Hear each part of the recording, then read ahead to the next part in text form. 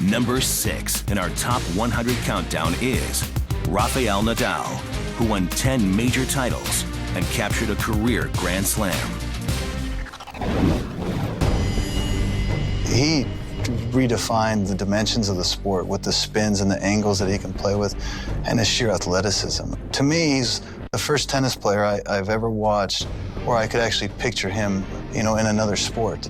He could be a running back in football, and you could just see him zigzagging and breaking the tackle and head into pay dirt. He's that kind of athlete, and not to mention the angles that he could play with. Whenever you change the spins of the ball, you create different dimensions to the tennis court, which means you have to solve for an entirely different set of problems. And he was one kind of player that I just couldn't quite solve for. He's built out of a mold that I think I came from also, that you walk out there, you give everything you have from the very first point to the end, no matter what the score. And you're willing to lay it all out on the line, and you're not afraid to let the people really see that. And that, to me, is what makes that game that he has so successful. Every point's like the Second World War because he's such a great competitor every single point. He doesn't have an easy match, so you got to admire somebody who's got the concentration and the dedication to put that much effort in every time he steps on the court. Rafael Nadal, the best clay court ever, period. I don't think anybody can ever touch that record.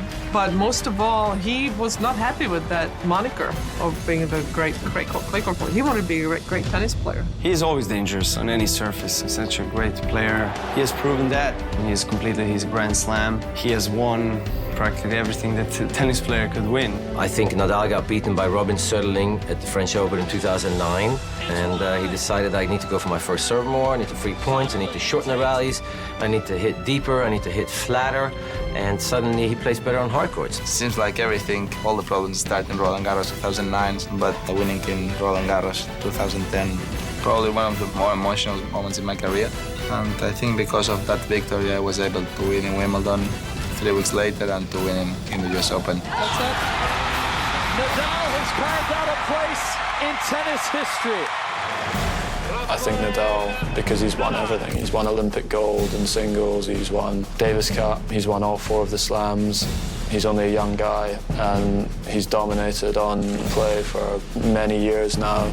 He's managed to change his game as well to play on the grass courts and win there. He's been in the final the last 5 times he's played there. For me, he's the best. His record against Roger is incredible as well. I think when Rafa's fit and healthy and ready to go, he's very hard to beat. On any surface, that he was able to win the US Open and complete the career Grand Slam for him was an amazing achievement, and I'm sure he'll draw from that. I think Nadal has got a big chance of overtaking the record of Federer. He's won already 10 Grand Slams. I think he's going to win another 5 French Open if he wants to.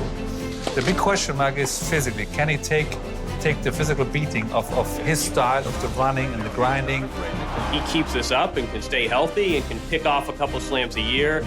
He may end up eclipsing Federer, and that's when the head-to-head record really comes into play. The fact that he has owned Roger Federer the way he has, and Nadal is another asterisk because the story's still being written, obviously, but by the time his career's over, entirely possible next time we do the show, Nadal could be at the top of the list.